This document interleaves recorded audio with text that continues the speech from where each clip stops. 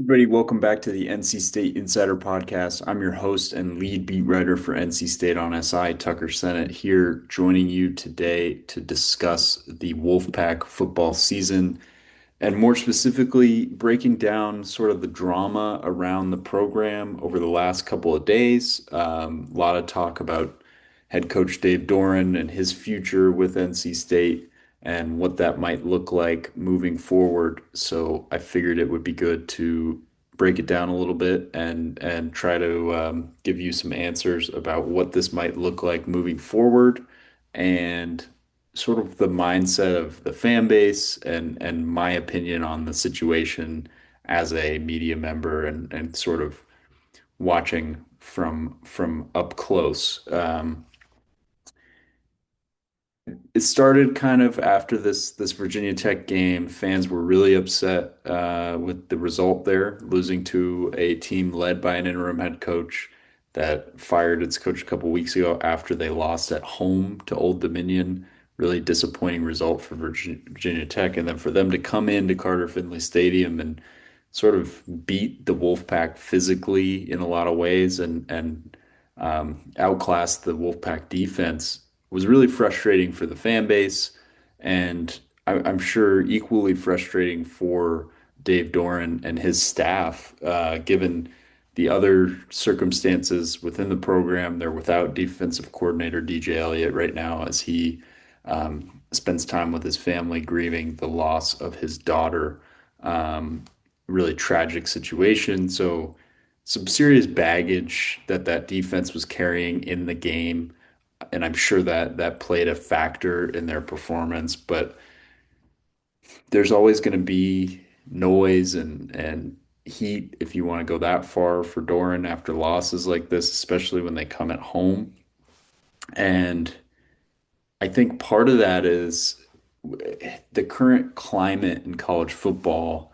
And Doran said this in his answer on Monday that got circulated a lot, which we'll get to. But to me, it's a product of the current climate, which is when things are going right, everybody's happy, and there's the few people that are going to nitpick specific things that are really invested in the program and they want to see one thing go a little bit differently. But other than that, pretty much everybody's happy winning.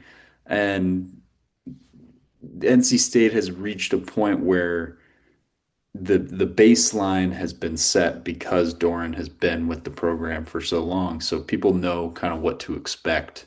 And so the 3-0 start was refreshing, but there was still skepticism.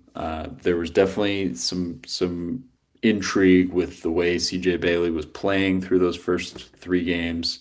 He's been solid in the two losses, but there's definitely some concerns about just not being able to get him to take. He's right there, but he just hasn't quite taken that next step, if that makes sense. Um, so that's definitely something that's been talked about. But we're at a point in this college football season where there's now four power conference jobs open. And on the day that I'm recording this, Tuesday, September 30th, we're not even in October yet. And there's four jobs open. That's insane. That's insane. Um, and part of that is, teams are impatient. They want to be relevant. Programs want to be relevant because football is so important, not just to the growth of the university athletic program, but also to the growth of the university academically and brand recognition. It's massive. You see huge increases in attendance for these schools after they win national championships or go on college football playoff runs. It has a enormous effect on everybody on campus and a positive one. So there's schools that are trying to make that happen quickly by making changes quickly.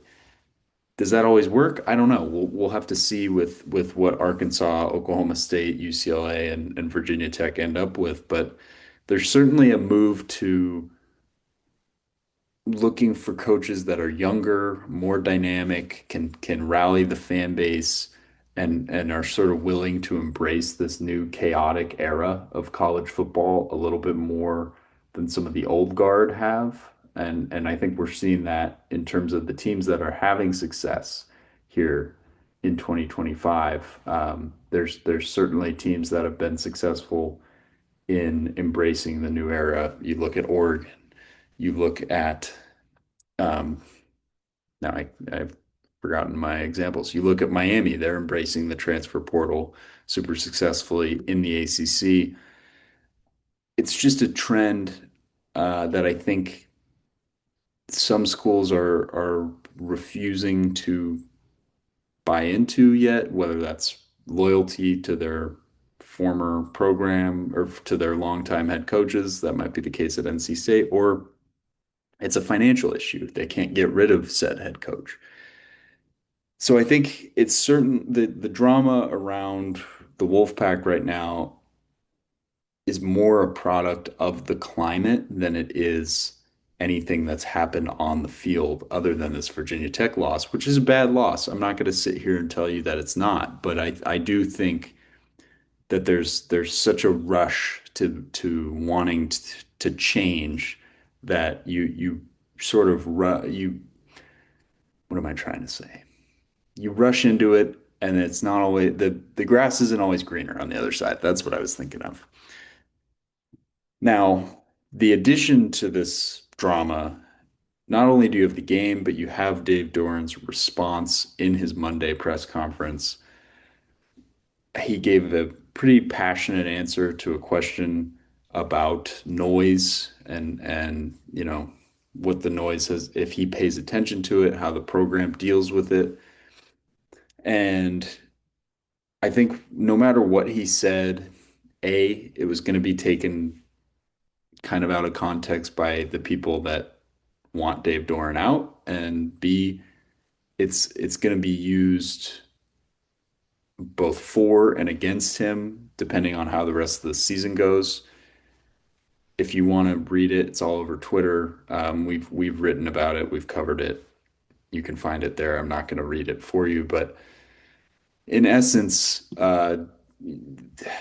Doran is sort of denied that the he admitted that the noise is certainly noticeable for him, but at the end of the day, he's loyal to who he needs to be, and he wants the people that are loyal to him around him, while also being able to receive constructive criticism from those people. So some people took it out of context, saying, he wants yes men around him, and he doesn't want to face the music, which is not actually what he was saying.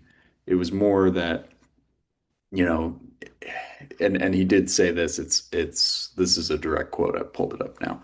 It's one thing to say you want us to win when we're winning, and when we lose, to say that you want us to leave, and that's not loyalty. We're going to be loyal to the people that are loyal to us, and that's these players, that's these coaches.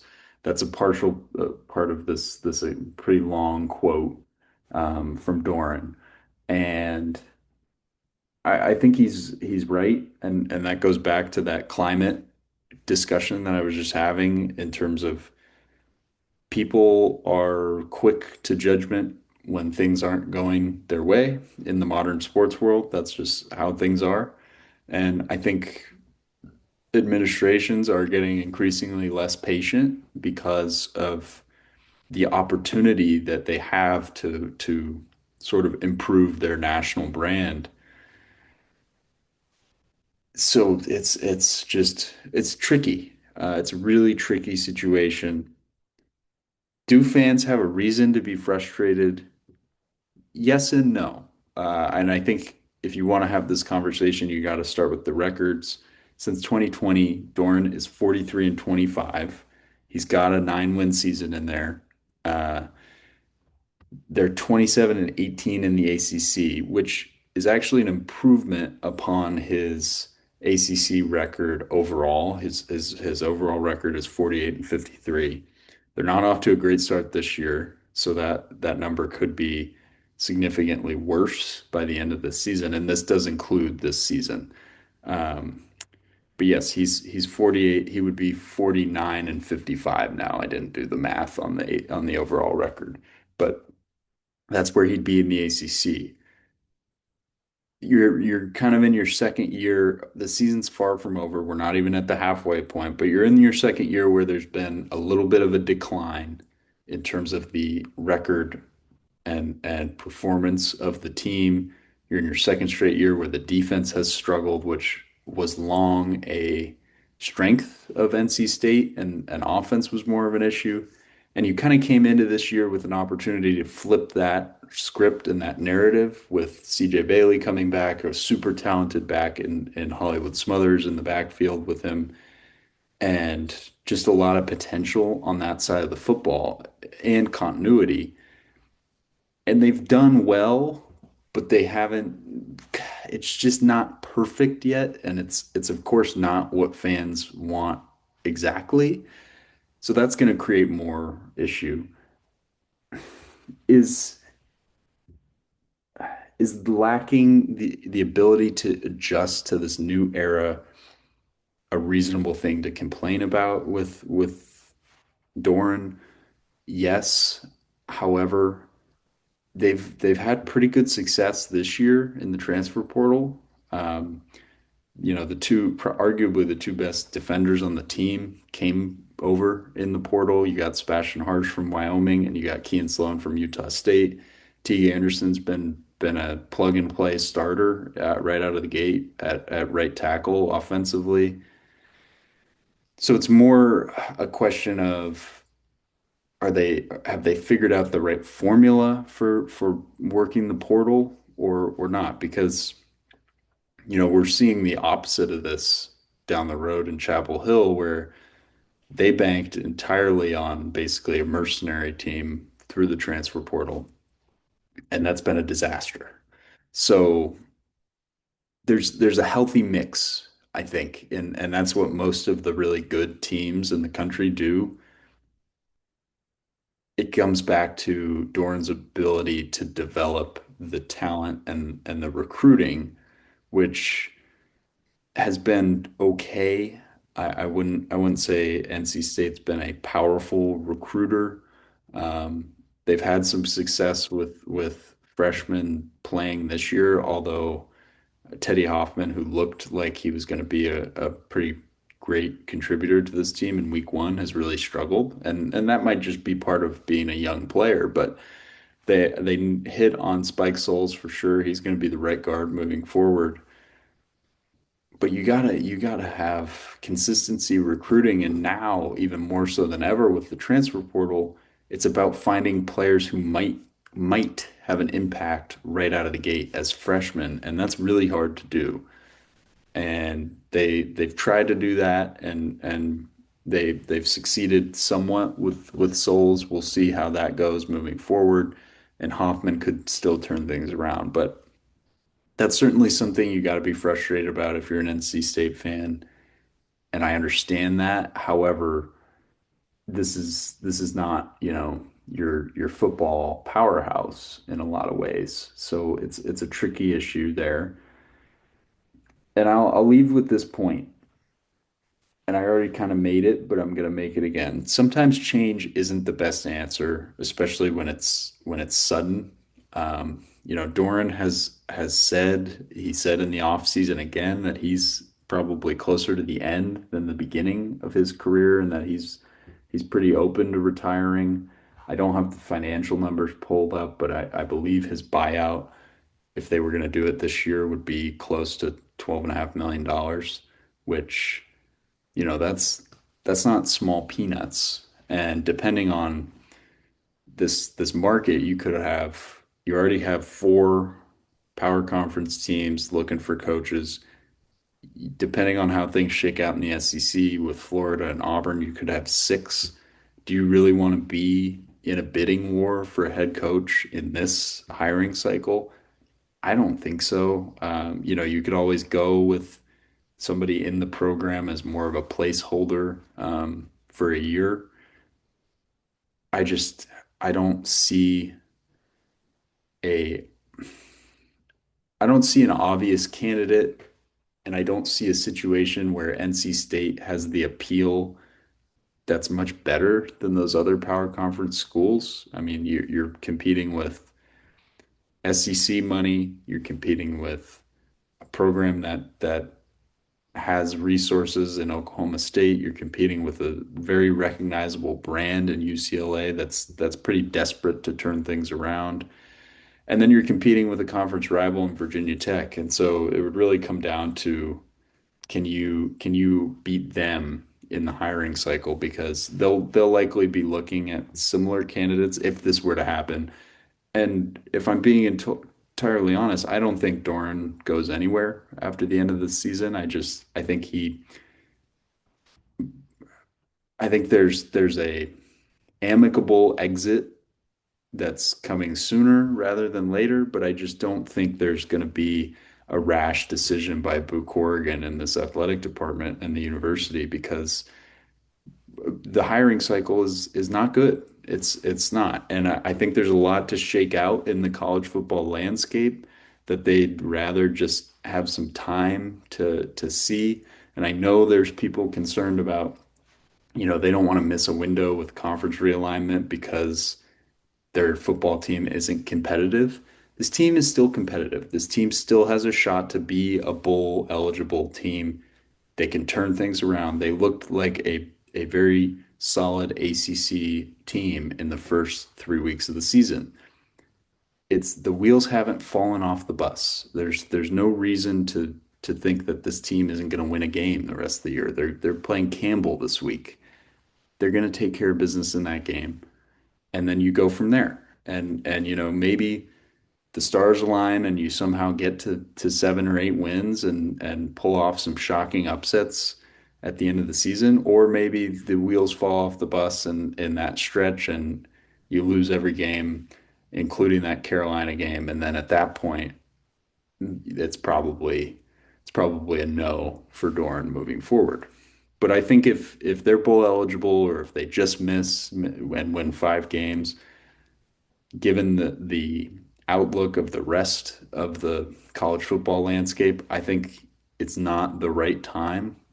And I think you could do a lot worse than Dave Doran. I mean, at least there's a consistent baseline and you kind of know what you're getting. And it's clear he's really frustrated with the way this season has gone and is sort of fighting to get this team back on track. And maybe they get this thing going right again. I don't know, but my guess is there's not a change. And my last point, I think the fan mindset in a lot of ways is has been sort of navigated and moved by the effect that Will Wade has had on this athletic program, the new men's basketball coach. And I think sort of because that was such a dynamite hire for this program, even though he hasn't played a game yet, so we'll see. But in terms of the brand recognition and improvement of the brand, he's been absolutely fantastic for NC State.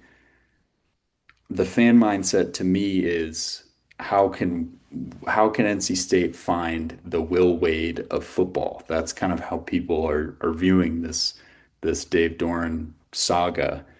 And I think that's possible, sure, but is it likely that you're going to find that kind of candidate? Absolutely not. There's a lot of things that go into finding the right college football coach. Are you able to bring in somebody that has a passion for the program or has energy around him? Probably in terms of the energy, the best coaches for that are going to go to the best jobs. And where does this job rank compared to those other schools? That's what you have to ask yourself. And how much is the school willing to offer? Those are the things you have to ask when you're doing these mental gymnastics. And this drama is going to continue no matter what. This a win over Campbell isn't going to make these conversations go away. They might become quieter until that matchup against Notre Dame the next week, but things are definitely going to get louder as the course of the season. And I thought it would just be valuable to sort of provide my point of view as an impartial bystander and observer and tell you how I think this is going to go. As always, thanks for tuning in to the NC State Insider Podcast. If you want more content from NC State on SI, feel free to follow my personal Twitter account at Senate Tucker on X, and then you can also follow the website's X account at Wolfpack on SI, and you can find daily episodes of the NC State Insider Podcast on the Sports Videos on SI YouTube channel. Thanks for tuning in. We'll see you tomorrow.